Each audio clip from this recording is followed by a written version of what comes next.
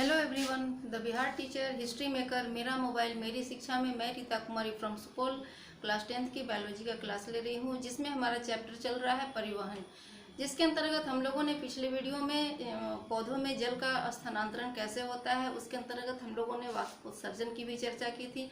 आज की वीडियो में हम देखेंगे कि पौधों में खाद्य पदार्थ या भोजन का स्थानांतरण कैसे होता है। तो पौधों में स्थानांतरण की आवश्यकता क्यों है? तो जो बहुत सारे ऐसे पौधे होते हैं जो लोअर प्लांट जैसे शैवाल वगैरह होते हैं, जिनमें कि जो थैलोफाइटा ग्रुप के हैं, जिनमें कि जड़, तना और पत्तियों में वो विभक्त नहीं होते हैं, तो उनका होल बॉडी जो है वो फोटोसिंथेसिस की क्रिया में भाग लेता है, अतः वहाँ ट्रांसलोकेशन की आवश्यकता नहीं होती है। पर जो बड़े पौधे हैं वहाँ पर हम जानते हैं कि प्रकाश संश्लेषण की क्रिया पत्तियों में होती है, भोजन का निर्माण पत्तियों में होता है। तो फिर पत्तियों से जहाँ जहाँ पौधे के अन्य भागों में जहाँ जहाँ भोजन की आवश्यकता है, जहाँ डिमांड है, वहाँ तक भोजन का सप्लाई करने के लिए स्थानांतरण की आवश्यकता होती है। तो पौधों में जो भोज्य पदार्थ का स्थानांतरण होता है वह जलीय घोल के रूप में डाइल्यूट स्टेट में होता है। आइए देख लेते हैं कि पौधों में स्थानांतरण कैसे होता है। तो पौधों के एक भाग से दूसरे भाग में खाद्य पदार्थों का जलीय घोल के रूप में आने जाने को खाद्य पदार्थों का स्थानांतरण कहा जाता है। ठीक है। अब है कि हम लोग पहले भी देख चुके हैं कि जल का स्थानांतरण जो है जाइलम के द्वारा होता है, जबकि खाद्य पदार्थों के स्थानांतरण में फ्लोएम उत्तक भाग लेते हैं। उस फ्लोएम उत्तक की बहुत सारी कोशिकाएं हैं जो सभी मिलकर खाद्य पदार्थों के स्थानांतरण में भाग लेती है। तो हम लोग देख लेते हैं कि फ्लोएम के स्थानांतरण में कौन कौन से बिंदु आते हैं। तो पौधों में खाद्य पदार्थों का स्थानांतरण सुक्रोज के रूप में होता है। खाद्य पदार्थों का स्थानांतरण अधिक सांद्रता वाले भाग से कम सांद्रता वाले भाग की ओर होता है, और अधिक सांद्रता वाले भाग को सप्लाई एंड और कम सांद्रता वाले भाग को कंजम्पशन एंड कहते हैं। और खाद्य पदार्थों का स्थानांतरण फ्लोएम उत्तक की चलनी नलिका या सीव ट्यूब्स के द्वारा होता है। हम लोग पहले भी देख चुके हैं कि प्रकाश संश्लेषण क्रिया में पत्तियों में जो भोजन बनता है वह ग्लूकोज बनता है, लेकिन उस भोजन का स्थानांतरण जो है पौधे के विभिन्न भाग में वह ग्लूकोज के फॉर्म में नहीं बल्कि सुक्रोज के फॉर्म में होता है। यहाँ हम लोग इस डायग्राम के द्वारा क्लियर करेंगे कि पौधों में भोजन का स्थानांतरण जो है वो कैसे होता है। हमने यहाँ दिखाया है कि यह पत्ती है, यहाँ पर मान लीजिए प्रकाश संश्लेषण क्रिया हो रही है और ग्लूकोज का निर्माण हो रहा है। यह ग्लूकोज जो है वह यह बगल की स्टोरेज कोशिका जो स्टोरेज सेल जो है इसी को सप्लाई एंड भी कहते हैं। यहाँ पर सुक्रोज के फॉर्म में स्टोर रहता है। यह सुक्रोज जो है वह गाढ़ा स्थिति में रहता है, सॉलिड स्टेट में रहता है, जिसके कारण उसके अणुओं का मूवमेंट नहीं हो पाता है।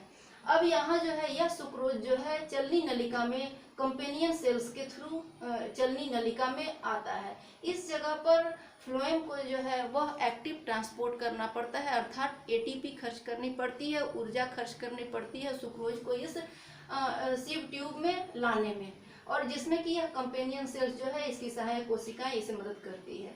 जब यहाँ पर सुक्रोज आता है तो यहाँ तो सुक्रोज सॉलिड स्टेट में रहता है, वह डाइल्यूट नहीं रहता है ताकि उसके अणु जो है मूव कर सके, और यहाँ पर एक प्रेशर क्रिएट होता है, नेगेटिव हाइड्रोस्टेटिक प्रेशर क्रिएट होता है, और यहाँ वाटर का कंसंट्रेशन बहुत लो होता है। तो हम जानते हैं कि पौधों तना में जो है जाइलम बीच में पाया जाता है और फ्लोएम चारों तरफ पाए जाते हैं। तो जब और जाइलम से जल का मूवमेंट होते रहता है कंटिन्यूअसली। जब जाइलम से जल का मूवमेंट अपवर्ड डायरेक्शन में होता है तो यहाँ पर बगल की कोशिका में जब यहाँ पर उसका कंसंट्रेशन बहुत लो है, वहाँ पर प्रेशर हाई है, तो जल के अणुओं का मूवमेंट जो है सीव ट्यूब की तरफ हो जाता है। और यहाँ पर जब जल के अणु पहुँचते हैं सीव ट्यूब में तो यहाँ सुक्रोज जो है जल के साथ मिलकर डाइल्यूट अवस्था में आ जाता है, और तब इसका मूवमेंट आगे की ओर होने लगता है। अब इस चलनी नलिका में या सीव ट्यूब्स में जगह जगह सीव प्लेट लगे होते हैं, छिद्र युक्त चलनी होती है, जिससे कि इस डाइल्यूट फॉर्म में जो सुक्रोज है उसको इस चलनी के थ्रू छन कर आगे की ओर बढ़ना होता है, आगे की ओर मूव करता है। और जहाँ जहाँ फूड का डिमांड है उस जगह पर सुक्रोज का सप्लाई किया जाता है। जैसे हमने दिखाया है कि यहाँ पर फ्रूट है, फ्रूट के जहाँ पर फ्रूट लग रहे हैं, फल लग रहे हैं, उस जगह पर फूड का ज़्यादा डिमांड है। तो यहाँ पर जब आने के बाद क्या होता है, फिर इस कंपेनियन सेल्स के थ्रू जो है यह सुक्रोज सिंक सेल या कंजम्पशन इंड जिसको कहते हैं, जहाँ पर फूड का डिमांड है वहाँ तक पहुँचता है।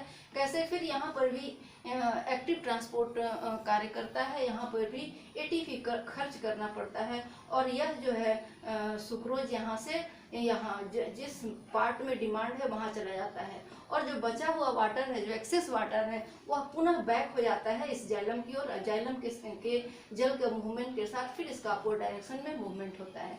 इस तरह से फ्लोएम टिश्यू के द्वारा में चलनी जो नलिका है या सीव ट्यूब्स है, उनके द्वारा भोजन का स्थानांतरण होता है।